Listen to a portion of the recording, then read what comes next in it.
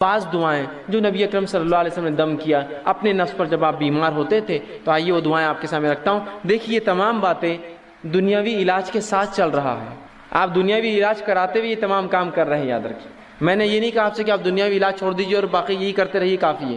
آپ دواخانے بھی جائیے، لیکن پہلے یہ ہوگا اور ساتھ میں پھر علاج کرواتے رہیے اور پھر صبر کرتے رہیے، اللہ سے دعا کرتے رہیے۔ تو علاج کے ساتھ یہ سب چل رہا ہے، اس لیے کہ یہ دونوں ملیں گے تو شفا ہے، یاد رکھیے۔ آئیے آپ صلی اللہ علیہ وسلم نے جو بعض دعائیں کی شفا کے لیے، اس آپ کے سامنے رکھتا ہوں، بس مختصر رکھوں گا۔ صحیح بخاری کی روایت ہے، آپ صلی اللہ علیہ وسلم جب کسی مریض کے پاس جاتے تو اس کے جسم پر ہاتھ رکھتے اور یہ دعا پڑھتے اس کی شفا کے لیے۔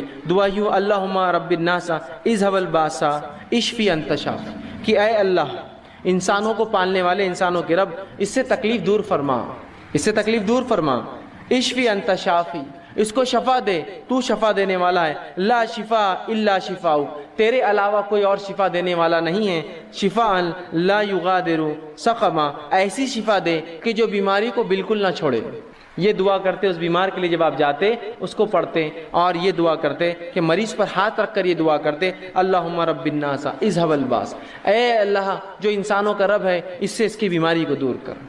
اور یقیناً جو آپ فرماتے آگے، اشفی انت شافی، تو شفا دینے والا، تیرے شفا دینے کوئی نہیں ہے، لا شفاؤ کا الا شفاؤ، تیرے علاوہ کوئی شفا نہیں دیتا، شفاء لا یغادر سقما، ایسی شفا دے اس کو کہ اس کی بیماری کو بالکل نہ چھوڑو۔ تو ہم بھی جب مریض کے پاس جائیں، کوئی گھر میں مریض ہو جائے، یہ دعا اس کے جسم پر ہاتھ رکھ کے پڑھیے، دیکھے شفا ملیں گی، ساتھ میں علاج بھی بہرحال کراتے رہیں۔ اسی طرح صحیح مسلم کی روایت ہے، ایک شخص نے آپ صلی اللہ علیہ وسلم کے سامنے درد کی شکایت کی، کہا اللہ کے رسول مجھے تکلیف ہو رہی ہے، کسی کا اعضاء میں درد کی شکایت کی۔ نبی اکرم صلی اللہ علیہ وسلم جب یہ سنا، اس کی درد کی شکایت سنی، تو آپ نے فرمایا کہ تو اپنے اس اعضاء پر جہاں تکلیف ہے اپنا سیدھا ہاتھ رکھ اور 3 بار بسم اللہ پڑھ۔ پیٹ دکھ رہا ہے، پیر دکھ رہا ہے، اچانک سر میں درد شروع ہوا، پتہ نہیں لوگ کیا کیا کرواتے ہیں، سنت سے یہ ہے کہ ہاتھ رکھو اور 3 مرتبہ آپ نے فرمایا بسم اللہ پڑھ، اور اس کے بعد آپ نے فرمایا اور کہا کہ 7 مرتبہ پھر یہ پڑھ، 3 بار ہاتھ رکھ کے کہے بسم اللہ بسم اللہ بسم اللہ کے نام سے، اور اس کے بعد 7 مرتبہ یہ پڑھ، اور آپ نے فرمایا اعوذ بعزت اللہ وقدرتہ، کہ میں اللہ کی بڑائی اور اس کی قدرت کی پناہ لیتا ہوں، من شر ما اجد وحاذر، اس چیز سے جو میں محسوس کر رہا ہوں یا جس کا مجھے اندیشہ ہو رہا ہے۔ تو 3 بار پہلے بسم اللہ کہے اور 7 مرتبہ یہ دعا پڑھے، تو رسول اللہ فرماتے ہیں اللہ رب العزت اس کو جو ہے شفا دیتا ہے۔ اسی طرح صحیح مسلم کی روایت ہے، آپ صلی اللہ علیہ وسلم فرماتے ہیں کہ آپ صلی اللہ علیہ وسلم ایک مرتبہ بیمار ہو گئے، جبرائیل علیہ السلام آئے اور نبی اکرم صلی اللہ علیہ وسلم پہ رقیہ کیا، دم کیا ایک دعا پڑھ کر۔ جبرائیل علیہ السلام نے کیا دعا پڑھی تھی؟ حدیث میں لفظ آتے ہیں، آپ صلی اللہ علیہ وسلم نے صحابہ کو سنا، کہا بسم اللہ ارقیک، کہ میں اللہ کے حکم سے تجھ پہ جو ہے دم کرتا ہوں۔ جبرائیل علیہ السلام آئے اور رسول اللہ پر یہ دعا پڑھ کر دم کی، بسم اللہ ارقیک، کہ اللہ کے نام سے میں تجھے دم کرتا ہوں، من کل دائن یوزیک، ہر اس بیماری سے جو تجھے نقصان دہ ہے، من شر کل نفس، اور ہر نفس کے شر سے اللہ تجھے محفوظ رکھے، وعین حاسد، اور ہر نظر لگانے والے کی نظر بس سے تیری حفاظت کرے، اللہ یشفیک، اللہ تیری جو ہے تجھے شفا دے، بسم اللہ ارقیک، میں اللہ کے حکم سے تجھ کو جو ہے دم کرتا ہوں۔ یہ دعا جبرائیل علیہ السلام نے نبی اکرم صلی اللہ علیہ وسلم پر دم کی۔ اسی طرح معوذتین آپ پڑھ سکتے ہیں، اسی طرح سورہ جو ہے فاتحہ پڑھ کر ہم دم کر سکتے ہیں، یہ تمام کے بڑے فضائل آتے ہیں، یاد رکھیں۔ ہم نے یہ تمام چیزیں بہرحال آج چھوڑ دی ہیں، اور ایسی تمام وہ دعائیں جو قرآن سے اور سنت نبوی سے ثابت ہے آپ پڑھ سکتے ہیں۔ میں نے تو 2-4 نمونے کے طور پہ رکھی، یہ اگر پڑھ کر ہم کریں گے تو آپ دیکھیے جہاں دوا سے بھی علاج کا کچھ حصہ ہو رہا ہے، وہیں یہ دعائیں بہت حد تک نفسیاتی طور سے ہمیں جو مرض سے دور کر دیں گی، یا کم از کم بیماری ختم نہ بھی ہو تو ہم ایک مضبوط ایک مومن بنے رہیں گے، ہم آہ و بکا نہیں کریں گے، تقدیر کو کوسیں گے نہیں، اللہ کو برا بھلا نہیں کہیں گے، اللہ سے بدگمانی نہیں کریں گے کہ ہم ہی بیمار ہونا تھا کہ اللہ ہمارا ہی گھر ملا تھا کیا، مائچ ملا تھا کیا، کم از کم یہ تسلی رہیں گی انسان کو، نفسیاتی وہ مضبوط اور قوی رہیں گا، چاہے جسمانی اعتبار سے کتنا لاغر اور بیمار ہو چکا ہو۔ تو یہ دعائیں بڑی اہمیت رکھتی ہے، یاد رکھیں۔ اسی سیدھا سجدہ ٹھیک، اسی طرح سجدہ تلاوت کی دعا وہ دیکھ لیتے ہیں۔ تو سجدہ تلاوت کے تعلق سے جو علماء نے یہ کہا ہے، اس کو نماز کے سجدے پر قیاس کیا ہے اور کہا ہے کہ اس کے اندر آپ چاہے تو کچھ یاد نہ ہو تو سبحان ربی الاعلیٰ جو ہے پڑھ سکتے، ٹھیک ہے، 3 بار، جیسے عام نمازوں میں ہم لوگ پڑھتے ہیں، سبحان ربی الاعلیٰ 3 مرتبہ پڑھ لیں کافی ہو جائیں گے۔ لیکن ماں عائشہ رضی اللہ عنہا کی کچھ روایتیں ہیں جس میں انہوں نے اللہ کے رسول صلی اللہ علیہ وسلم کی رات کی نماز کا ذکر کیا، جو ابو داؤد کی روایت ہے، اور فرماتی ہے کہ اللہ کے رسول صلی اللہ علیہ وسلم رات کو سجدہ تلاوت کرتے اور اس میں دعا کرتے اور تکرار کرتے مطلب اللہ قبول کرے بول کے بہت زیادہ اس دعا کو کرتے ہیں۔ وہ دعا کے الفاظ بھی آپ کے سامنے رکھ دیتا ہوں جو سجدہ تلاوت میں نبی اکرم صلی اللہ علیہ وسلم کیا کرتے تھے، اور دعا یوں ہے، آپ فرماتے اور کہتے ہیں سجدہ وجہ للذی خلقہ وشق سمعہ وبصرہ بحولہ وقوتہ۔ یہ آپ اس میں دعا پڑھتے ہیں۔ اس کا ترجمہ ہے میرا چہرہ اس ہستی کے لیے سجدہ ریز ہے جس نے اسے پیدا کیا اور اپنی طاقت و قوت سے اس کے کان اور آنکھیں بنائی۔ تو آپ سجدہ کرتے اور یہ دعا پڑھتے ہیں، تو آپ کو ہم یہ پڑھ سکتے ہیں، نہ یاد ہو تو سبحان ربی الاعلیٰ 3 بار پڑھ لیں۔ اس کے بعد یہ دعا کے بعد آپ اور ایک دعا اضافہ کرتے ہیں، وہ الفاظ کیا ہے؟ اوپر کی دعا پڑھنے کا دوسری دعا اضافہ کرتے ہیں، فتبارک اللہ احسن الخالقین۔ آپ یہ دعا پڑھتے ہیں جس کا معنی ہے اللہ بہت بابرکت اور بہترین تخلیق کرنے والا، یہ اضافہ کرتے ہیں۔ تو ہم بھی چاہے تو یہ فتبارک اللہ احسن الخالقین یہ بھی اضافہ کریں اوپر دعا کے ساتھ۔ نہ یاد ہو تو پھر سیدھا آپ عام سبحان ربی الاعلیٰ پڑھ لیں، انشاءاللہ 3 بار یہ کافی ہو جائیں گے۔ ٹھیک، اسی طرح ایک اور دعا جو نبی اکرم صلی اللہ علیہ وسلم پڑھا کرتے تھے، تھوڑا سا حدیث لمبی ہے لیکن سنا دیتا ہوں، جامع ترمذی کی روایت ہے۔ ابو سعید خدری رضی اللہ عنہ کے ساتھ یہ واقعہ ہوا تھا، لیکن روایت جو کرتے ہیں وہ روایت کے الفاظ دیکھیے اس طرح سے کہ عبداللہ ابن عباس رضی اللہ عنہ فرماتے اور کہتے ہیں کہ ایک شخص، اور ایک شخص کون تھے؟ ابو سعید خدری رضی اللہ عنہ، ایک شخص نبی اکرم صلی اللہ علیہ وسلم کے پاس آیا اور آپ سے عرض کیا کہ میں نے رات میں خواب دیکھا، خواب میں یہ دیکھا کہ میں ایک درخت کی طرف منہ کر کر نماز پڑھ رہا ہوں۔ میں نے جب سجدہ تلاوت کیا، خواب میں دیکھ رہے ہیں کہ خواب میں نماز پڑھ رہے ہیں، ایک درخت کی طرف منہ ہے اور سجدہ تلاوت کر، جب میں نے رات میں خواب میں سجدہ تلاوت کیا تو درخت نے بھی میرے ساتھ سجدہ کیا خواب، اور اس درخت نے یہ دعا پڑھی، خواب میں بتایا جا رہا ہے اس جھاڑ نے، اس پیڑ نے، اس درخت نے یہ دعا پڑھی۔ کیا دعا پڑھی سنی؟ اللہم اکتب لی بہا عندک اجرا وزعنی بہا وزرا واجعلہا لی عندک ذخرا وتقبلہا منی کما تقبلتہا من عبدک داؤد۔ یہ دعا وہ جھاڑ پڑھ رہا تھا۔ ترجمہ اس کا یہ، اللہ اس سجدے کی وجہ سے میرے لیے اپنے پاس اجر لکھ دے، اور اس کے سبب مجھ سے گناہوں کے بوجھ کو اتار دے، اور اس سجدے کو میرے لیے اپنے پاس ذخیرہ بنا دے، اور اس سجدے کو میری طرف سے قبول کر لے جیسے تو نے اپنے بندے داؤد سے قبول کیا تھا۔ یہ دعا وہ جھاڑ پڑھ رہا تھا۔ عبداللہ ابن عباس رضی اللہ عنہ فرماتے اور کہتے ہیں کہ نبی اکرم صلی اللہ علیہ وسلم جب آیت سجدہ تلاوت کی تو میں نے آپ کو سجدے میں وہی دعا پڑھتے سنا جو اس شخص نے جھاڑ کی دعا کہہ کر اللہ کے رسول کو سنایا تھا۔ سمجھ کے بات خواب کے ذریعے ایک صحابی کو بتائی گئی، دعا اللہ کے رسول نے جب سنی تو آپ نے سجدے میں پڑھی، تو پتہ چلا یہ دعا بھی کو پڑھنا چاہے تو پڑھ سکتا ہے۔ یہ تو تینوں دعائیں سجدہ تلاوت کی دعائیں ہیں، یاد نہ ہو تو میں نے آپ کو رکھ دیا، سبحان ربی الاعلیٰ پڑھ لیں 3 بار، انشاءاللہ جیسی کافی ہو جائیں گے۔ آگے بڑھتے ہیں، اس لیے آخرت میں بہت کثیر اس کا بدلہ ملے گا۔ ٹھیک ہے، اسی طرح اب جو میں نے کہا دعائیں قبول ہونے کی 3 صورتیں ہیں، اس میں سے جو 3 صورتیں ہیں اس میں سے جو ایک صورت اللہ ہو دعا کو قبول کرتا ہے، اس جو سٹیپ جو پہلا قبول جو اللہ ہو کرتا ہے، اس کے پھر 2 طریقے اللہ کے قبول کرنے کے۔ اللہ ہر دعا قبول کرتا ہے، دعائیں 3 شکل میں قبول ہوتی ہیں، ہو آخرت میں بدلہ، اس کے برابر مصیبت ٹالتا ہے۔ تو جو پہلی شکل اللہ قبول کرتا ہے، اس قبول کرنے کی پھر 2 شکلیں ہیں۔ اس قبول کرنے کی 2 شکلیں وہ کیا ہے؟ پہلی شکل یہ ہے دعا مانگی تبھی قبول ہو گئی، آج میں نے دعا کی کل نتیجہ آ گیا، آج میں نے دعا کی پرسوں نتیجہ آ گیا، آج میں نے دعا کی 1 مہینہ بعد رزلٹ تھا میرا اور وہی آیا جو میں چاہتا تھا۔ تو یہ ہوا فوراً حال میں، مطلب بالکل آپ دیکھ سکتے ہیں اس کی دعا فوراً قبول ہو گئی آپ کی۔ اور کبھی اس دعا کو اللہ بعد میں قبول کرتا ہے، بہت لمبے عرصے کے بعد، کتنا عرصہ ہم نہیں جانتے، بہت دن بعد بھی کرتا ہے۔ لیکن تو جو پہلی شکل ہے پھر اس کے 2 ٹائپس ہوتے ہیں، پہلا فوراً، دوسرا تھوڑا وقت کے بعد۔ آئیے اس کی مثالیں ہم دیکھتے ہیں، جس میں دعا جو فوری قبول ہو جاتی ہے اس کی ایک مثال ہے، صحیح بخاری کی روایت ہے، آپ صلی اللہ علیہ وسلم فرماتے ہیں 3 لوگ تھے بنی اسرائیل سے، اور وہ جنگل میں تھے، زوردار بارش ہونے لگی، تینوں نے گفا میں پناہ لے لی۔ اچانک اوپر سے ایک پتھر گرا اور گفا کی منہ پہ آ کے لگ گیا، گفا بند ہو گئی۔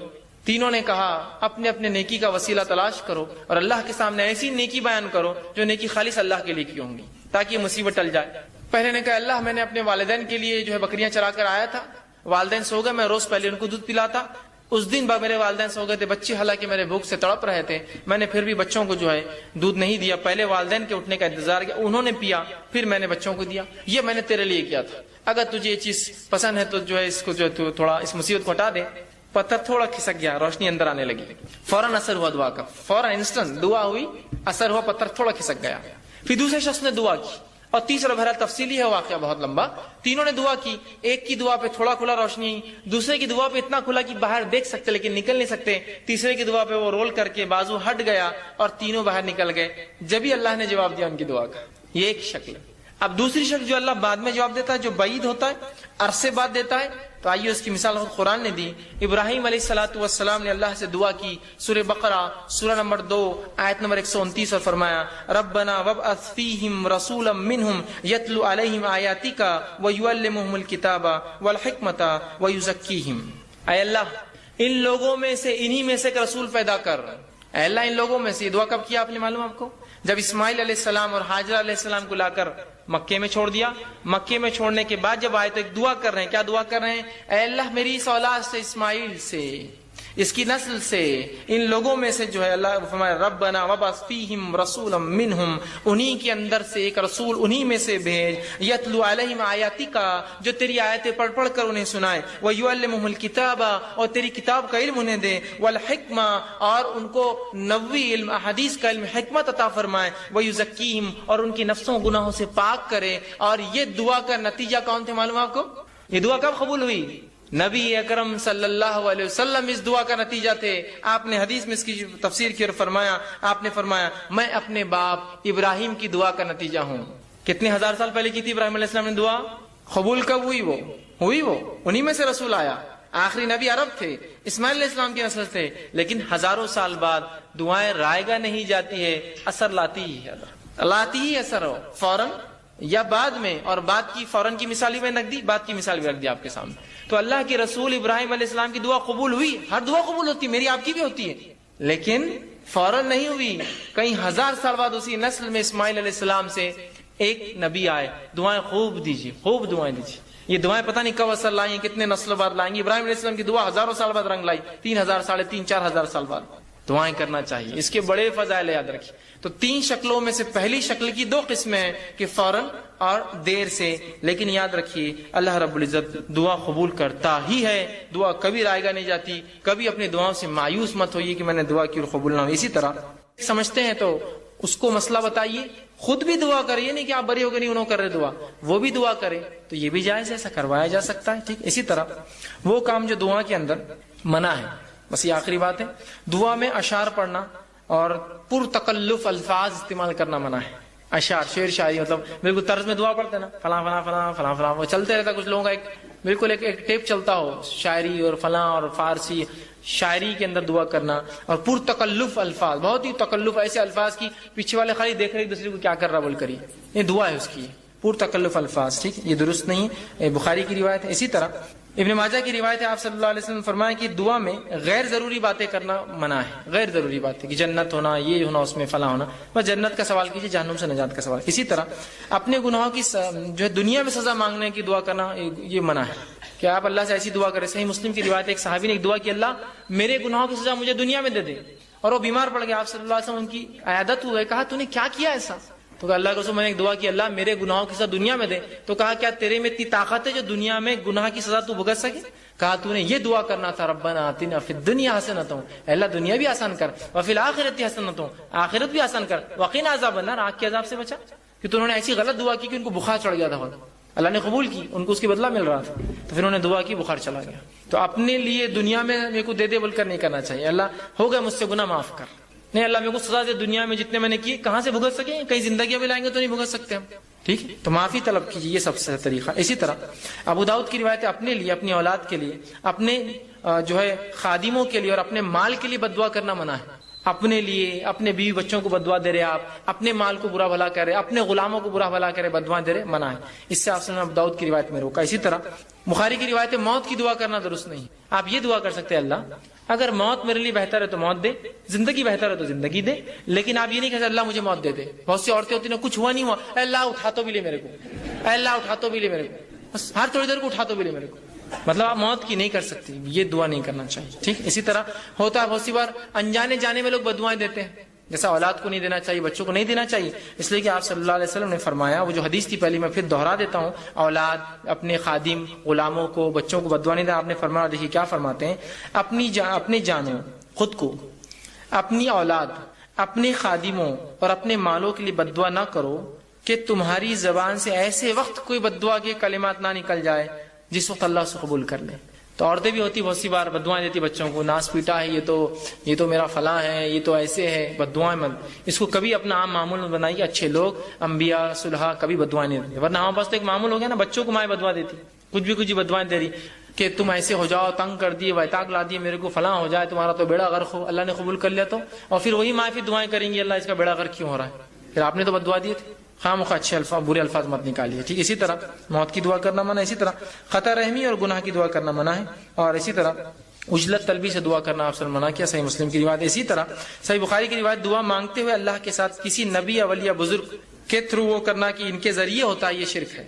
آپ صلی اللہ علیہ وسلم فرمایا اور کہا، بخاری کی روایت ہے، اور فرمایا جو شخص اس حالت میں مرا کہ دعا اللہ کے سوا دوسروں کو شریک ٹھہراتا تھا، وہ جہنم میں جائیں گا۔ کتاب کہتے ہیں، اے فلاں کے تم فلاں کر سکتے ہو، تمہارے ذریعے سے شریک کر رہے ہیں آپ اللہ کے ساتھ، مطلب یہ بھی اتنا ہولڈ رکھتے ہیں کہ اللہ کو منوا سکتے ہیں، شرک کر رہے ہیں آپ اس کے ساتھ، تو یہ نہیں ہوں گی۔ اسی طرح اصل فرمایا، غیر اللہ سے دعا مانگنا سب سے بڑی گمراہی، یاد رکھیے۔ اللہ کے علاوہ ہم دوسروں سے جو دعائیں کرتے ہیں، یہ بہت بڑی گمراہی، یاد رکھیے۔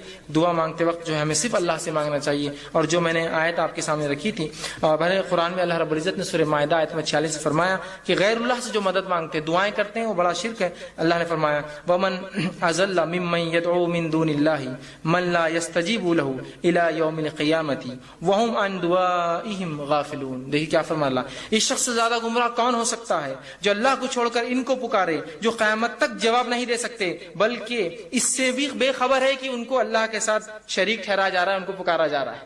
آج انہی سے مانگتے ہیں نا ہم، جو سن بھی نہیں سکتے ہماری بات، بے خبر ہے ہماری باتوں سے، کہاں کہاں جا کے مانگ رہے ہیں آپ، جو سن بھی نہیں سکتا، اس کو پتہ بھی نہیں چلے قیامت دن میرے کو شریک کر دیا تھا اس نے اللہ کے ساتھ، ٹھیک ہے۔ تو یہ دعا مانگنا حرام ہے۔ اسی طرح جو ہے اللہ رب العزت نے دعاؤں کے تعلق سے قرآن نے بڑی وہ ترغیب دلائی، اور اللہ کے علاوہ دعا مانگنا بہت سخت گناہ بتایا۔ 2-3 آیتیں رکھ کے بات ختم کرتا ہوں۔ اللہ رب العزت قرآن میں فرماتا ہے، اور یوں کہتا ہے اللہ رب العزت نے فرمایا، یا ایھا الناس ضرب مثل فاستمعوا لہ، اے لوگوں غور سے سنو، اے انسانوں غور سے سنو، اللہ تمہارے لیے ایک مثال دیتا ہے، ایک مثال دے رہا ہے۔ کیا مثال سنی؟ ان الذین تدعون من دون اللہ لن یخلقون ذبابا ولو اجتمعوا لہ، کہ وہ لوگ جن کو تم اللہ کے علاوہ پکارتے ہو، وہ ایک مکھی بھی پیدا نہیں کر سکتے۔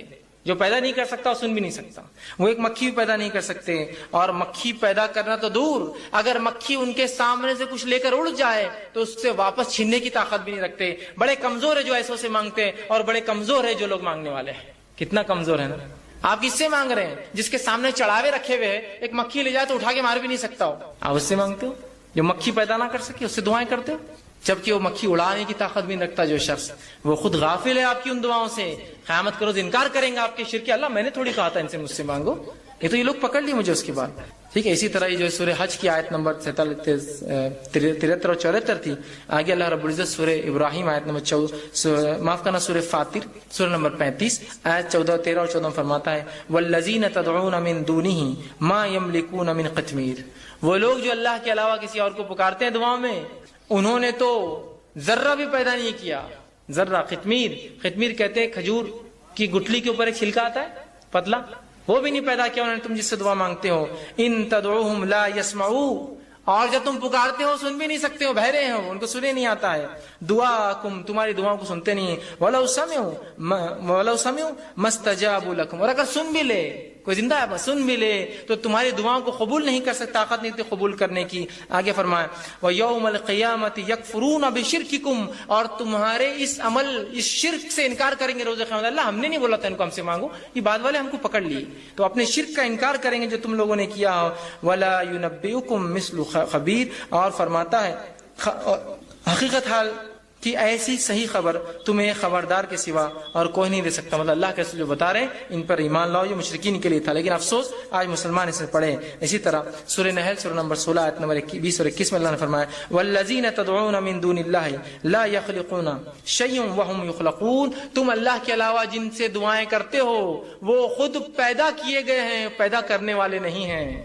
تو جو پیدا ہوتا ہے دعا سن بھی نہیں سکتا ہے. کیا فرمایا؟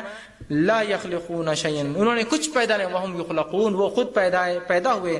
امواتا غیر احیاء، وہ مردہ ہے، زندہ بھی نہیں جن سے تم مانگ رہے ہو. آج ہے نا ہمارا حال تو یہ مردوں سے مانگ رہے ہیں. آج سوچتے ہیں کہ ہم سمجھے اللہ سنتا نہیں تھے، مردوں کی سنیں گا. تو کہا امواتا غیر احیاء، کہ وہ مردہ ہے، زندہ بھی نہیں. احیاء وما یشعرون ایانا یبعثون، اور دوبارہ اٹھنا ہے تک ان کو معلوم بھی نہیں ہوا قیامت تک تم نے کیا کیا مانگا ان سے. تو ہم کوشش کریں خالص اللہ سے دعائیں کریں، اللہ کے علاوہ کسی کو شریک نہ کرے دعاؤں میں. دعا عبادت ہے، مستقل عبادت ہے، اور دعا اللہ ہر کسی کی دعا سنتا ہے. حکمت مصلحت کے تحت تھوڑا آگے پیچھے ہو جائے تو ہمیں اللہ سے ناراضگی یا دین و شریعت یا دعا کرنا چھوڑنا نہیں چاہیے. دعا بڑا افضل عمل ہے. یہ مومن کا ہر مصیبت پریشانی دنیا کی ہر تکلیف اور مصائب کے خلاف بہترین ہتھیار ہے. کوشش کے ساتھ ہمیں چاہیے کہ ہر بار اللہ سے ہم دعا کریں، خوب دعائیں کرے کہ کم از کم قبول اگر ظاہری نہ ہو تو آخرت میں باطنی اجر اس کا ضرور انشاءاللہ ملے گا. اسی پر اپنی بات ختم کرتا ہوں. اللہ رب العزت سے دعا ہے کہ اللہ سبحانہ تعالیٰ ہمیں جو ہے کہنے سننے زیادہ جو عمل کی توفیق عطا فرمائے. جو کچھ کہا سنا گیا کھاتے پیتے عبادتوں سے پہلے، عبادتوں کے اندر، عبادتوں کے بعد وہ جو ہے دعائیں کرتا ہے. اور اللہ رب العزت جو ہے دعاؤں کو قبول بھی کرتا ہے. ایک غلط فہمی یہ بھی ہوتی ہے لوگوں کو کہ یار میں نے اتنی دعا کی، ہم لوگ اتنی دعائیں کر رہے ہیں لیکن میری دعا قبول نہیں ہوتی. میں نے فلاں مسئلے کے لیے دعا کی، وہ چیز مجھے نہیں ملی. میں نے فلاں کام کے لیے دعا کی، وہ چیز کام نہیں ہوا. میں نے فلاں مسئلے کو فلاں کیا، آج تک وہ چیز نہیں ہوئی. یہ کیسی عجیب بات ہے کہ میں دعا تو کر رہا ہوں لیکن وہ چیز قبول نہیں ہوتی ہے، وہ چیز میری پوری نہیں ہوتی ہے، یا وہ کام میرا نہیں ہوتا ہے. پھر کیا فائدہ دعائیں کر کے؟ اور جب دعاؤں کا صحیح تصور اور دعا کیا ہے، ہم نے کیا سمجھا؟ دعا مصیبت کی ایک چیز ہے استعمال کی. اب مصیبت حل نہیں ہوئی تو پھر دعا کر کے فائدہ کیا ہے؟ ہم نے دعاؤں کو یہ سمجھا کہ مصیبت کی گھڑیوں میں اللہ کو پکارنا یہ دعا ہے. اب اگر مصیبت میں نے پکارا اور وہ دعا کا جواب نہ آیا، جو مجھے نہ سمجھا، تو پھر فائدہ کیا ہے دعا کر کے جس کا جواب نہیں آتا، جو قبول نہیں ہوتی. اور پھر یہ سوچ کر انسان یا تو دعائیں کرنا چھوڑ دیتا ہے. دعائیں کرنا چھوڑنا تو پھر ٹھیک ہے، لیکن اللہ رب العزت سے جو بدزنی وہ شروع کرتا ہے، یار دعائیں قبول نہیں کرتا اللہ ہماری، فائدہ کیا کر کے؟ بدزنی مطلب اللہ سے بدزن ہو جاتا ہے اور یہ کہنا شروع کر دیتا ہے کہ دعائیں میری قبول نہیں ہوتی ہے یار، یا دعا کر کے فائدہ نہیں میری قبول نہیں ہوتی. یہ بہت خطرناک چیز ہے، یاد رکھیے. پہلے غلط فہمی کہ دعا مصیبت کی ایک چیز ہے، اس کے بعد اگر مصیبت دعا نہیں دوسری چیز کی، پھر انسان یا تو دعائیں کم کر دیتا ہے یا تو دعا کرنا چھوڑ دیتا ہے. یہ کم اور چھوڑنا تو ٹھیک ہے، اللہ سے شکایتیں شروع کر دیتا ہے. کیسا اللہ میری دعا قبول نہیں کیا فائدہ یار دعا کر کے، اپنی قبول نہیں ہوتی تو کر کے کیا فائدہ؟ یہ سب سے خطرناک مرحلہ، یاد رکھیے. اس میں انسان پھر جو ہے اس دائرے سے نکل جاتا ہے اور اکثر لوگ اس چکر میں جا کے شرک اور کفر تک پہنچ جاتے ہیں. کیسے؟ انشاءاللہ آگے میں رکھوں گا. جبکہ اللہ رب العزت نے اپنی کتاب میں اعلان کیا کہ تم دعا کرو، میں تمہاری دعاؤں کو قبول کروں گا. جس طرح میں نے ایک آیت آپ کے سامنے خطبے میں 2 آیتیں تلاوت کی. ایک آیت سورہ غافر سورہ نمبر 40، اس کی آیت نمبر 60 میں نے تلاوت کی. اس میں اللہ فرماتا اور کہتا ہے وَقَالَ رَبُّكُمُ ادْعُونِي أَسْتَجِبْ لَكُمْ، کہ تمہارا رب تم سے کہتا ہے، اللہ رب العزت کہتا ہے کہ تم اس سے دعا کرو. استجب لکم، میں تمہاری دعاؤں کو سنوں گا. کون کہہ رہا ہے یہ؟ اللہ کہہ رہا ہے تم دعائیں کرو اے مسلمانوں، میں تمہاری دعاؤں کو سنوں گا.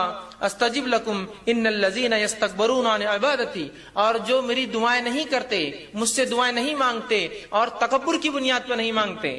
جو اللہ فرماتا ہے یستکبرون عن عبادتی، جو دعاؤں کو نہیں کرتا تکبر کی بنیاد پہ، اور دعا عبادت ہے چونکہ یہاں لفظ ہے ان عبادتی، جو دعاؤں کی شکل میں میری عبادت نہیں کرتا تکبر کی بنیاد میں، سیدخلون جہنم داخرین، ایسے شخص کو میں جہنم کے اندر ڈال دوں گا اٹھا کر. سمجھ رہے ہیں بات کو؟ کہ جو دعا نہیں کریں گے، تکبر کریں گے، دعا ایک عبادت ہے، تو اللہ فرما رہا ہے ایسے لوگوں کو اٹھا کر میں کہاں ڈال دوں گا؟ سیدخلون جہنم داخرین، ایسے لوگوں کو میں جہنم میں ڈال دوں گا. تو وہ اللہ دعا سنتا ہے، نہ کرنے والوں کو جہنم میں ڈالیں گا، تو کرنے والوں کی پھر ضروری اس کے لیے لازم ہے کہ وہ جواب دے. پھر اس کے نفس پہ لازم ہے، جب وہ کہہ رہا ہے مجھ سے کرو، نہ کرو گے تو جہنم میں ڈالوں گا، تو گویا تم کرو میں قبول کروں گا. یہ اس کا معنی ہے. دوسری آیت جو میں نے تلاوت کی سورہ بقرہ سورہ نمبر 2 آیت میں 186 میں اللہ نے فرمایا وَإِذَا سَأَلَكَ عِبَادِي عَنِّي فَإِنِّي قَرِيبٌ، کہ میرے بندے اے نبی تم سے سوال کرتے ہیں صلی اللہ علیہ وسلم کہ میرے بندے سوال کرتے سَأَلَكَ عِبَادِي عَنِّي میرے بارے میں، فَإِنِّي قَرِيب۔ اگر قرآن کا آپ اگر طرز دیکھیں، قرآن کا جواب دینے کا اگر انداز اور اسلوب دیکھیں، قرآن میں جب بھی رسول اکرم صلی اللہ علیہ وسلم سے سوال ہوا تو اللہ نے فرمایا وہ تم سے پوچھتے ہیں فلا کہہ دو قل، وہ تم سے پوچھتے ہیں چاند کے بارے میں کہہ دو قل کے لفظ آتے ہیں۔ سبحان اللہ، اس آیت پہ غور کیجیے، اللہ نے فرمایا وَإِذَا سَأَلَكَ عِبَادِي میرے بندے میرے بارے میں پوچھتے ہیں فَإِنِّي قَرِيب، کہہ دو بھی نہیں کہا، رسول کو نکال گیا بیچ میں سے، فَإِنِّي قَرِيب، کہہ دو ان سے کہ میں قریب ہوں، نہیں کہا فَإِنِّي قَرِيب، میں قریب ہوں ان سے۔ مطلب گویا جملے اور الفاظ کے اعتبار سے اس کے اندر قالا کا لفظ بھی نہیں آیا کہ نبی تم کہہ دو قل ان سے، یا قال یہ تم ان سے کہہ دو کہ میں قریب ہوں۔ رسول اکرم صلی اللہ علیہ وسلم کو بھی وہاں سے نکال کر انی قریب سیدھا جواب دیا گیا۔ حالانکہ سورہ بقرہ اٹھائیے، سوالات کا ایک سلسلہ ہے سورہ بقرہ میں، ہر سوال کے بعد آتا ہے کہ آپ سے سوال کرتے ہیں قل ان سے جواب کہہ دو، قل ان سے کہہ دو، قل ان سے کہہ دو، کہ اس کا معنی یہ ہے۔ یہاں جب سوال ہوا کہ میرے بندے پوچھتے میرے بارے میں تو رسول اللہ صلی اللہ علیہ وسلم کو قل بھی نہیں کہا، نکال دیا فانی قریب، سیدھا اتنا قریب ہوں کہ مجھے یہ بھی کہنے کی ضرورت نہیں ہے نبی آپ کہہ دو میں قریب ہوں۔ تو کہا وَإِذَا سَأَلَكَ عِبَادِي عَنِّي فَإِنِّي قَرِيب، جب میرے بندے پوچھتے ہیں میرے بارے میں نبی آپ سے کہہ دو کہ میں ان سے قریب ہوں، اجیب الدعوۃ الداعی اذا دعان، اور جو بھی مجھ سے دعا کرتے ہیں میں ان کی دعاؤں کو قبول کرتا ہوں، ان کی دعاؤں کا جواب دیتا ہوں۔ اور فرمایا فَلْيَسْتَجِبُوا لِي، تو انہیں چاہیے وہ صرف میرے سے ہی دعا کریں، مجھے سے ہی مانگے، وَلْيُؤْمِنُوا بِي، اور مجھ پر ایمان لائے، لَعَلَّكُمْ يَرْشُدُونَ، شاید کہ وہ ہدایت یافتہ ہو، شاید کہ وہ رشد و ہدایت پر قائم رہے۔ تو یہاں اللہ رب العزت نے اس کی وضاحت کر دی کہ اے لوگو تم پوچھتے ہو میرے بارے میں قریب ہوں، تمہاری دعاؤں کو سنتا ہوں، لہٰذا تم صرف مجھ ہی سے دعا کرنا تاکہ تم جو ہے رشد و ہدایت پر رہو۔ ولیؤمن، ایمان مرحل شرط ہے ہر چیز کے لیے، تو میں ایمان والوں کی دعائیں قبول کرتا ہوں، اور آگے فرمایا جو ہے تاکہ تم رشد و ہدایت پر قائم رہو۔ تو یہاں اس آیت نے وضاحت کر دی۔ اسی طرح رسول اللہ صلی اللہ علیہ وسلم نے فرمایا اور کہا، جامع ترمذی کی روایت آپ نے فرمایا ان الدعاء هو العبادہ، دعا عبادت ہے۔ وضاحت کر دوں کہ شفاعت یہ ایک الگ چیز ہے اور وسیلہ یہ ایک الگ چیز ہے۔ انشاءاللہ عزیز ہم ان دونوں کو دیکھیں گے ایک ساتھ، اور اس میں انشاءاللہ عزیز دونوں کو مختلف انداز سے رکھنے کی بھی کوشش کروں گا۔ یہ وہ عنوان ہے جس عنوان کے تعلق سے اس معاشرے میں بہت زیادہ غلط فہمی پائی جاتی ہے۔ کچھ لوگ اس میں افراط و تفریط کے شکار ہے، یا تو اس میں اتنا غلو کر دیتے ہیں کہ ہر کسی شخص کو یہ سمجھتے ہیں یہ ہماری شفاعت کریں گا، یا کچھ لوگ ان لوگوں کو دیکھ کر برے لوگوں کو اتنا اس کا وہ کرتے کہ انکار کر بیٹھتے ایسی کوئی شفاعت ہے ہی نہیں۔ تو حقیقت ہے کیا؟ ایک مومن جو ہوتا ہے یہ جو ہے امت وسط اللہ نے اس امت کو کہا ہے، وہ بیچ کا معاملہ اختیار کرتا ہے۔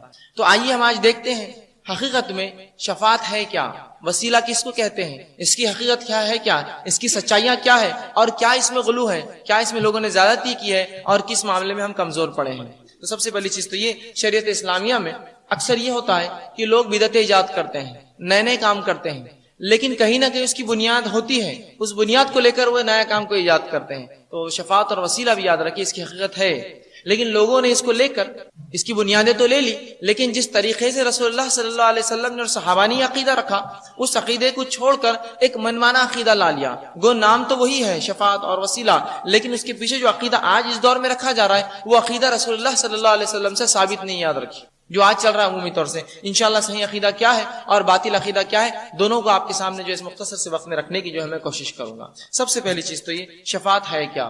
شفاعت کس چیز کو کہتے ہیں؟ عربی زبان میں شفاعت جو ہے شین فے عین، یہ لفظ اس کا مصدر ہے، اس سے آتا ہے، اور اس کا معنی ہوتا ہے جوڑنا، ملانا یا نزدیکی کرنا، یا اس کو جو ہے شفع کہتے ہیں، یہ جس کو کہتے ہیں ایون نمبرز، یا جس کو کہتے ہیں جفت، جس کو کہتے ہیں جس طرح سے 2 اور 4 اور 6 جفت نمبر ہے، اسی طرح طاق نمبر ہوتے 1 3، تو شفع کہتے ہیں ان نمبر کو جو جفت ہوتا ہے، اس لیے کہ جفت نمبر طاق نمبر کو جوڑ دیتے ہیں۔ تو شفیع کہتے ہیں جو جوڑتا ہے، نزدیکی اختیار کراتا ہے، نزدیک پہنچاتا ہے، یا دونوں کو ملاتا ہے، اس کو شفیع کہتے ہیں، اور اسی سے لفظ شفاعت آتا ہے۔ تو گویا شفاعت کا معنی ہوتا ہے جوڑنا، اور شرعی اصطلاح میں شریعت میں شفاعت کا معنی ہوتا ہے کہ گناہگار لوگوں کی اللہ رب العزت جو ہے مغفرت کرے گا کچھ لوگوں کی وجہ سے، یا وہ لوگ ان کی وجہ بنیں گے جنت میں جانے کی۔ شفاعت کا جو شرعی عقیدہ ہوگا وہ یہ ہوگا کہ شریعت میں کہیں گے قیامت کے روز گناہ گار آدمی کی مغفرت اور بخشش کے لیے فرشتہ، نبی یا کسی ولی کو اللہ تعالیٰ جو ہے اللہ تعالیٰ کے حضور وہ اس کی سفارش کریں گا اور اللہ اس کی سفارش کو قبول کریں گا. یہ شفاعت کا عقیدہ ہے شریعت کے اصطلاح میں. جو شفاعت کر رہا ہے وہ مشفی ہے، شفاعت کرنے والا. جس کی شفاعت کی جا رہی ہے وہ اس کی شفاعت، جو شفاعت کرنے والا ہے اس کو مشفی کہتے ہیں عربی میں، مطلب وہ اس کو جوڑتا ہے، یا شفیع کہتے ہیں جو اس کو جوڑ رہا ہے، جس کو جوڑا جا رہا ہے. تو شفاعت کا عقیدے کا معنی یہ ہے کہ قیامت کے روز وہ لوگ جو رسول اللہ صلی اللہ علیہ وسلم کی امت سے ہوں گے، جو گناہ گار ہوں گے، ان گناہ گاروں کو اللہ رب العزت جو رسول اللہ کو حکم دیں گا اور آپ صلی اللہ علیہ وسلم ان گناہ گاروں کی رب العزت کے سامنے مغفرت یا بخشش کرائیں گے اور انہیں جنت میں لے جائیں گے. یہ اس کا معنی ہے شفاعت کا.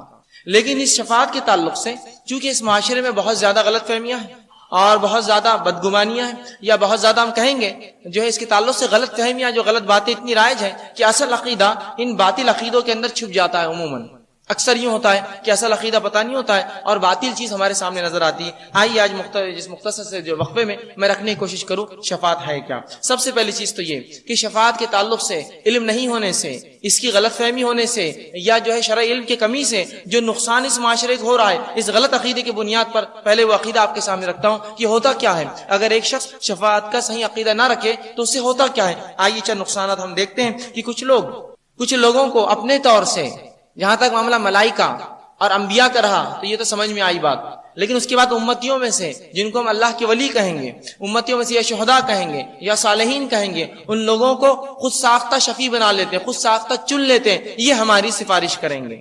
جبکہ شفاعت کون کریں گا وہ اللہ کے سوا کوئی نہیں جانتا، یاد رکھیے. ہاں ملائکہ شفاعت کریں گے، انبیاء اپنی قوم کے لیے شفاعت کریں گے، یہ تو طے ہوا. لیکن اس کے بعد اولیاء میں سے، صلحاء میں سے، نیکوکاروں میں سے کون شفاعت کرے گا اللہ کے سوا کوئی نہیں جانتا ہے. لیکن ہم دیکھتے ہیں آج کے زمانے میں لوگ اپنے دل سے، اپنے طور سے کچھ لوگوں کو چن لیتے ہیں اور کہتے ہیں یہ ہمارے سفارشی اللہ کے پاس. شفاعت مطلب سفارش کرنا، جوڑنا.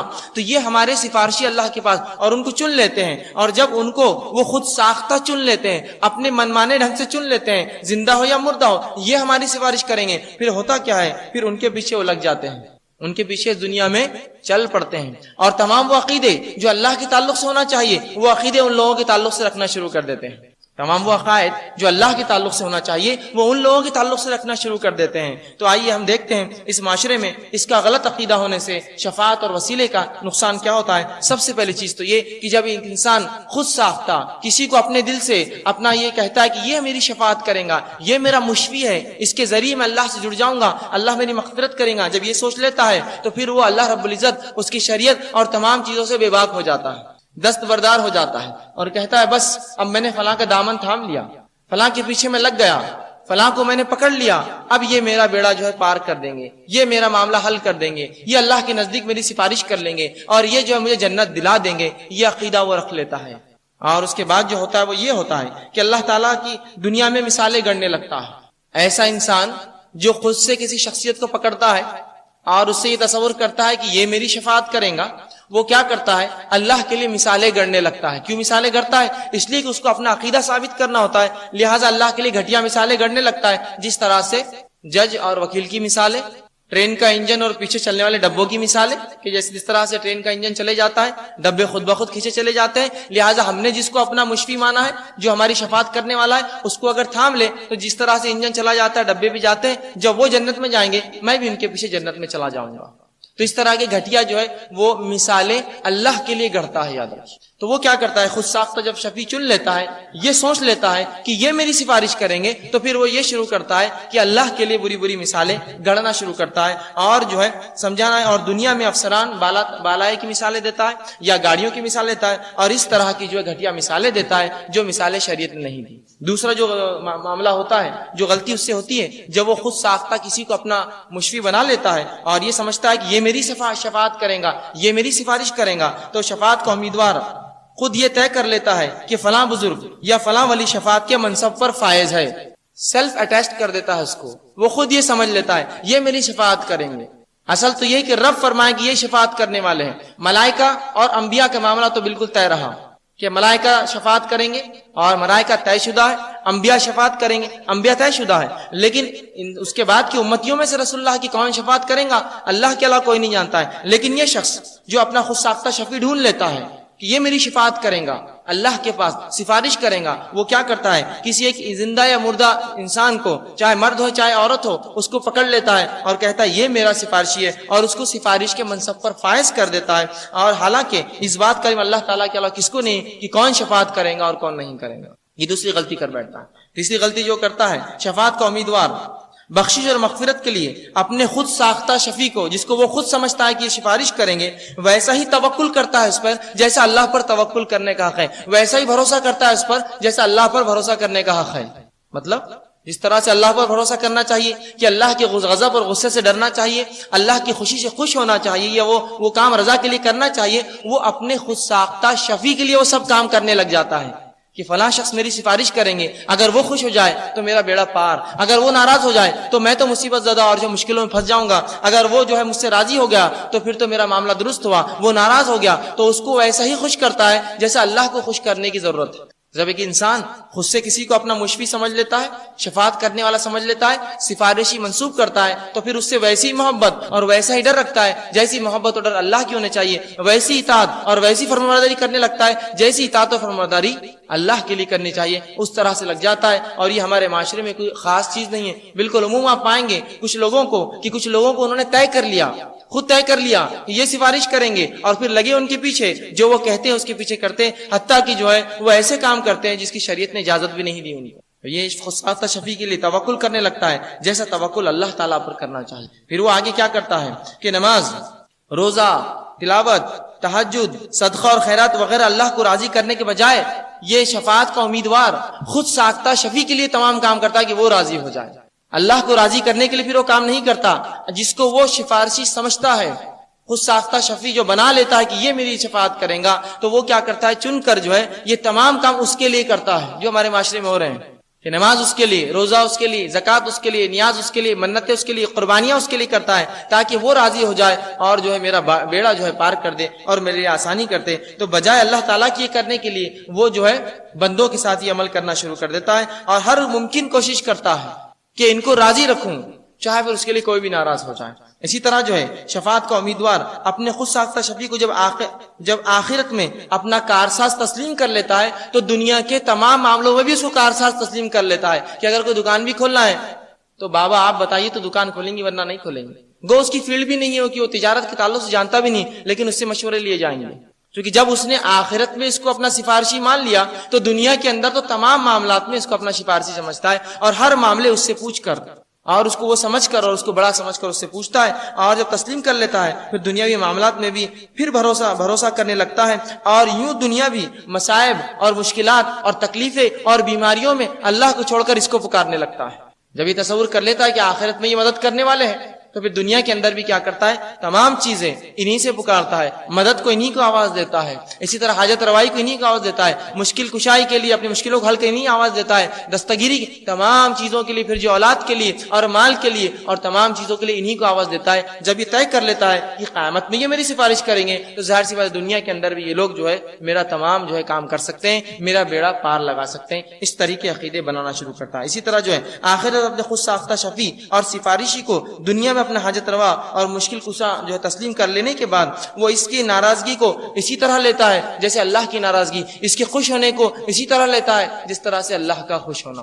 اور یہ معاملہ میں سمجھتا ہوں اس دنیا میں ہمارے معاشرے میں عام ہے کہ جب ہم کسی کو اپنا سفارشی سمجھ لیتے ہیں اور یہ سمجھتے ہیں کہ یہ ہماری سفارش کریں گا اللہ کے پاس، پھر تمام وہ کام اس کے لیے کرتے ہیں جو در حقیقت اللہ کے لیے کرنا چاہیے. جو عظمت، جو کبریائی اور جلال اللہ تعالیٰ کے لیے خاص ہونا چاہیے، وہ عظمت اور کبریائی اور جلال شفاعت کا امیدوار اپنے خود ساختہ شفیع کے لیے محسوس کرتا ہے. مطلب جس کو اس نے یہ مان لیا کہ یہ اللہ کے پاس میری سفارش کریں گے، وہ ان کے لیے وہ تمام کام کرتا ہے اللہ کو چھوڑ کر یا جو ہے اس کو خوش کرنے کو چھوڑ کر. جس طرح انسان کو ہر وقت اللہ تعالیٰ کی نظر اور جو ہے اللہ تعالیٰ کی طرف سے جو ہے رحم اور کرم کی جو ہے وہ انتظار کرتا ہے، یہ شخص جو کسی کو اپنا شفاعت کے لیے تیار کرتا ہے یا سمجھتا ہے یہ میری سفارش کریں گے، یہ اسی طرح جس طرح سے اللہ کی طرف نظر رحم و کرم کے لیے انسان دوڑاتا ہے، یہ اپنے شفیع کے لیے اسی طرح دیکھتا ہے، کاش یہ رحم کر دے تو مجھ پہ رحم ہو جائے، اگر یہ مجھ پہ کرم کر دے تو کرم ہو جائے، یہ اگر میرا معاملہ حل کر دے تو میرا معاملہ حل ہو جائے. تو جب وہ یہ سمجھ لیتا ہے یہ سب کچھ ہے تو پھر دنیا میں جو ہے اسی کے لیے کرم اور اسی کے رحم کے لیے جو ہے وہ اس کے پیچھے پڑا رہتا ہے، اللہ کو چھوڑ دے. اسی طرح جو ہے خود ساختہ شفیع کو اللہ تعالیٰ کی تمام صفات سے متصف کر دیتا ہے اور اس کے بعد انسان جو اللہ تعالیٰ کی جگہ اپنے سارے معاملات کو اس کو جو ہے مختار کل سمجھتا ہے. جب یہ تمام چیزوں کو سمجھ جاتا ہے تو اللہ رب العزت کی صفات بھی جو ہے اس شخص کو دے دیتا ہے کہ وہ جانتے ہیں میں کہاں ہوں، وہ جانتے ہیں میں کیا کرتا ہوں، انہیں پتا ہے میں کیا کر رہا تھا، ان کو معلوم ہو جائے گا جو فلاں ہے. اور یہ مثالیں آپ دیکھتے ہیں بہت سی بار ہوتی ہیں. ایک شخص کہنے لگے کہ یہ ہمارے جو ہے سفارشی اللہ کے پاس. کسی نے کہا ایسی کیا دلیل کی سفارشی ہے؟ تو کہا یہ دل کی باتیں جانتے ہیں. دیکھیے اب اللہ کی صفتیں اس کو دینا شروع کر دی. کہا ہم فلاں کام نہیں کر سکتے، ان کو پتا چل جاتا ہے. اور کسی نے کہا کیا کیا ایسا، یا کیا عمل ہے جو وہ جانتے ہیں تمہارے بارے میں؟ تو کہا میں کل شام گیا اور جب ان سے ملاقات کی تو مجھ سے انہوں نے کہا آج تم نے نماز نہیں پڑھی. تو وہ شخص نے کہا تم روز نماز نہیں پڑھتے، سب کو معلوم ہے. تو انہوں نے کیا نئی بات کہی تم سے؟ یہ ہوتا ہے، ایسے لوگ یہی کرتے. ادھر آؤ، ایک خاص بات کہوں گا تم سے، ہاتھ پر میرے بیعت کر لو. کیا خاص بات ہے؟ کسی کو کہنا مت کبھی زندگی میں. بولتا ہاں کہو مت لا الہ الا اللہ محمد رسول اللہ، بولنا نہیں کسی کو، چلے جاؤ. یہی راز دفن ہے بس، اور اسی پہ لگے ہیں لوگ. تو اس طرح کی حرکتیں کرتا ہے اور اللہ کی تمام صفتیں اس کو دے بیٹھتا ہے کہ وہ جانتے ہیں میں کچھ کروں گا تو میں فلاں کروں گا تو ان کو پتا چل جائے گا، یہ نہ کروں گا تو بچوں کا مسئلہ حل نہیں ہوگا، فلاں نہ کروں گا تو تجارت ڈوب جائیں گی، اگر وہاں زیارت کو نہیں جاؤں گا ان کے پاس تو فلاں نقصان ہو جائے گا، اگر فلاں چیز نہ چلاؤں گا تو یہ ہو جائے گا، یہ نظر و منت پوری نہ کی تو فلاں ہو جائے گا. تمام تر جو ہے صفتیں اللہ کی اس کو دے کر تمام تر اعمال جو اللہ کے لیے ہونے چاہیے پھر اس خود ساختہ شفیق کی طرف وہ کرتا ہے اور تمام چیزیں اس کو راضی کرنے کرتا ہے جو کہ اللہ کے لیے کرنی چاہیے. اور اللہ تعالیٰ سے بے پرواہ ہو کر بے خوف ہو کر جو ہے بعد جو اپنی عملی زندگی میں انسان اللہ تعالیٰ کی اطاعت و فرمانبرداری کو قطعاً کوئی پرواہ نہیں کرتے ہوئے چھوڑ کر نماز، روزہ، زکوٰۃ، حج تمام چیزیں چھوڑ کر بس وہ یہ کہتا ہے کہ بس ان کی نظر کرم ہو جائے تو میرا بیڑا پار ہو جائے، اب مجھے کسی کی ضرورت نہیں ہے. اللہ کو مکمل ترک کر کے پھر انہی کو خوش کرنے لگ جاتا ہے. اور اب نماز بھی غائب ہے، اس لیے کہ نماز کی کیا ضرورت، فلاں شخص میری سفارش کر دیں گے. روزہ بھی غائب ہے، روزے کی کیا ضرورت، فلاں شخص میری سفارش کر دیں گے. اور حج اور زکوٰۃ یہ تمام معاملوں سے بے پرواہ ہو کر شریعت کو ایک طرف بالائے طاق ڈال کر جو ہے اپنے آپ کو جو ہے دنیا کے اندر ہی جو جنتی سمجھتا ہے اور یہ سمجھتا ہے فلاں شخص کو اگر خوش کر دیا تو میرا بیڑا پار ہو گیا، اب مجھے کسی اعمال کی ضرورت نہیں رہی. تو یہ نقصان ہوتا ہے جب ایک شخص شفاعت کا صحیح عقیدہ نہیں رکھتا. سفارش کا عقیدہ ہے کیا، یہ کیا چیز ہے، یہ کیسی ہوں گی، یہ ہم نہیں جانتے. اس کی وجہ سے یہ تمام جو غلط فہمیاں اس جو ہے ہم دیکھتے معاشرے میں رائج ہو چلی ہے. اسی طرح جو ہے اللہ رب العزت نے اس چیز کی وضاحت کی اپنی کتاب میں کہ شفاعت ہے کیا، یہ عقیدہ ہے کیا، اس کی بہت وضاحت کی. اور اللہ رب العزت قرآن میں فرماتا ہے اور ایک مقام پر یوں کہتا ہے واتقوا یوما لا تجزی نفس عن نفس شیئا، کہ ڈرو اس دن سے جس دن کوئی انسان دوسرے انسان کے کام نہیں آئے گا، ولا يقبل منه عدل، اور ان سے کوئی بدلہ نہیں لیا جائے گا، ولا تنفعها شفاعت، اور اس روز کوئی شفاعت کام نہیں آئے گی.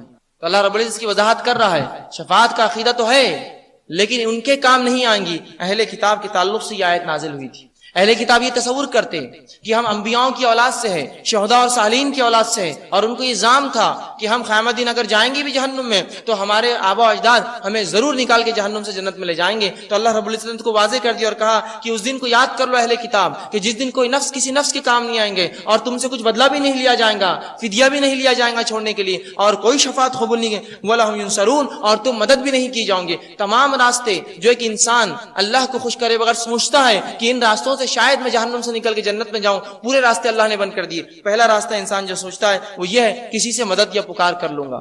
اللہ نے کہا کوئی نفس دوسرے نفس سے قیامت دن کام نہیں آئے. دوسرا عقیدہ جو انسان رکھتا ہے کہ کچھ دے کر چھوٹ جاؤں گا، قیامت کے روز کچھ دے کر بھی چھوٹ نہیں سکتا انسان، جہنم سے یاد رکھیے. رسول اللہ صلی اللہ علیہ وسلم فرماتے ہیں اللہ رب العزت جنتیوں کو جنت میں اور جہنمیوں کو جہنم میں ڈالنے کے بعد ایک آدمی کو شخص کو جہنم سے نکالیں گا اور پوچھیں گا میرے بندے میری جہنم کیسی ہے؟ وہ کہیں گے اللہ بہت سخت ہے، بہت برا ٹھکانہ، بہت بری جگہ ہے. اللہ کہیں گے کہ اگر میں تجھ سے اگر یہ کہوں کہ تو زمین و آسمان بھر کے سونا دے دے تو میں تجھے جہنم سے آزاد کروں تو کیا تو یہ کریں گا؟ وہ کہیں گا اللہ ہاں بالکل کروں گا. اللہ کہیں گا تو نے جھوٹ کہا، اس لیے کہ دنیا میں اس سے آسان کام دیا تھا وہ کر کے نہ آیا، اور آج کہتا ہے زمین و آسمان بھر کے سونا دوں گا، حکم سے جہنم میں پھینک دیا جائے گا تو کوئی فدیہ نہیں لیا جائے گا. پھر اللہ نے فرمایا اور جو ہے ولا تنفع شفاعت، اور کسی کی سفارش بھی نہیں چلیں گی. یہ تو ذریعہ ہے جس ذریعے سے انسان کام کرتا ہے، کسی کی سفارش بھی نہیں چلیں گی. ولا هم ينصرون، اور مدد بھی نہیں کیے جائیں گے، ایکسٹرنل ہیلپ بھی نہیں آ سکتی ہے. یہی چار چیزیں جو انسان مصیبت میں کر سکتا ہے. کیا کیا کر سکتا ہے؟ اگر آپ کسی جگہ پھنس گئے تو سب سے پہلے آپ کرتے ہیں کسی کو آواز دیتے بھائی صاحب میری مدد کرو. وہ نہ ہوا تو کہتے کچھ لے دے کر چھوڑ دو. وہ نہ ہوا تو کہتے فلاں کا میں رشتہ دار ہوں، فلاں میرا بڑا ہے، فلاں میرا چھوٹا ہے. اور وہ بھی نہ ہوا تو کہیں فون کر کے مدد کو پکارتے ہیں. یہ چاروں ہی ذرائع مدد کے اللہ نے کہا اہل کتاب سے چاروں ذریعے بند ہو جائیں گے تمہارے لیے اگر تم اللہ اس کے رسول یا جو ہے میرے رسول کی اطاعت کر کے نہ آؤ گے. تو یہاں اللہ رب العزت نے شفاعت کے تعلق سے وضاحت کر دی کہ ایسی شفاعت جو شفاعت کا عقیدہ یہود و نصارہ رکھتے تھے، وہ عقیدہ یہ تھا کہ انبیاء کے خاندان سے ہونا بس کافی ہے جنت میں جانے کے لیے، تو اللہ نے اس عقیدے کو جو چور کر دیا اور کہا کوئی شفاعت تمہارے کام نہیں آئیں گے، جو عقیدہ تم رکھ رہے ہو ویسی کام نہیں آئیں گے، کہ تم یہ سوچتے ہو کہ اس آخری نبی کی بات نہیں مانو گے، منمانی کر کے آؤں گے اور پھر ہم تمہیں معاف کر دیں گے، یہ شفاعت نہیں چلیں گی۔ اس کا اظہار جو اللہ رب العزت نے قرآن میں کر دیا۔ اسی طرح اللہ رب العزت فرماتا ہے وَيَعْبُدُونَ مِن دُونِ اللَّهِ مَا لَا يَضُرُّهُمْ وَلَا يَنفَعُهُم، یہ ان شفاعت یا سفارشیوں کے تعلق سے بات ہو رہی ہے جو غلط شفاعت کا عقیدہ رکھتے ہیں، جیسا یہودیوں نے رکھا کہ بنا کچھ اعمال کیے کہ جنت میں جائیں گے، اللہ نے رد کیا۔ اب دوسرا عقیدہ جو لوگ رکھتے ہیں شفاعت کی تعلق، اللہ اس کا بھی رد کرتا ہے اور فرماتا ہے، جو پہلی آیت میں نے پڑھی سورہ بقرہ کی آیت میں 123 تھی، دوسری آیت میں اللہ فرماتا ہے سورہ 19 کی آیت میں 18 اللہ فرماتا ہے وَيَعْبُدُونَ مِن دُونِ اللَّهِ مَا لَا يَضُرُّهُمْ وَلَا يَنفَعُهُمْ وَيَقُولُونَ هَؤُلَاءِ شُفَعَاؤُنَا عِندَ اللَّهِ، کہ ان لوگوں نے مشرکین نے کافروں نے ایسے لوگوں کو سفارشی بنایا، وَيَعْبُدُونَ مِن دُونِ اللَّهِ، اللہ کے علاوہ ایسے لوگوں کی عبادت کرتے ہیں کہ جو نہ ان کو نفع دے سکتے ہیں، ما لا یضرہم، ان کو نہ نقصان پہنچاتے ہیں، ولا ینفعہم، نہ ان کو فائدہ پہنچاتے ہیں، اور لوگ کہتے ہیں وَيَقُولُونَ هَؤُلَاءِ شُفَعَاء، اور کہتے ہیں کہ یہ ہمارے سفارشی عند اللہ، اللہ کے پاس۔ یہ کافروں کا عقیدہ تھا شفاعت کا۔ وہ کیا سمجھتے تھے؟ تمام گناہ ہم کریں گے اور لے دے کر چھوٹ جائیں گے۔ تو اللہ فرما رہا ہے کہ ان لوگوں نے اللہ کو چھوڑ کر جن کو سفارشی بنایا ہے ان کی عبادت کرتے ہیں، اور اللہ نے کیا کہا وَيَعْبُدُونَ مِن دُونِ اللَّهِ، یہ اللہ کے ساتھ چھوڑ کر دوسروں کی عبادت کرتے تھے، جبکہ نہ وہ عبادت جس کی ہو رہی تھی نہ وہ نقصان پہنچا سکتا تھا، ولا ينفعهم، نہ فائدہ پہنچا سکتا تھا، اور اللہ نے فرمایا وَيَقُولُونَ، اور یہ کہتے تھے لوگ عبادت کر کے هَؤُلَاءِ شُفَعَاءُ عِندَ اللَّهِ، کہ یہ ہمارے سفارشی اللہ کے پاس۔ تو جو لوگ خود ساختہ سفارشی بناتے ہیں جس کی سند اللہ نے نہیں دی، جس کی سند رسول کے ذریعے نہیں آئی، تو یاد رکھیے ان کا یہی حال ہوگا، نہ ان سے کوئی سفارش قبول کی جائیں گی نہ ان کی مدد کی جائیں گی۔ تو ایسے سفارشی جو خود ساختہ ہے ہم نہ گڑ لے، بلکہ وہ اللہ ہی جانتا ہے قیامت کے روز کون شفاعت کرے گا اور کون نہیں۔ آئیے آگے ہم دیکھتے ہیں، اللہ رب العزت فرماتا ہے قرآن کے اندر سورہ زمر سورہ نمبر 39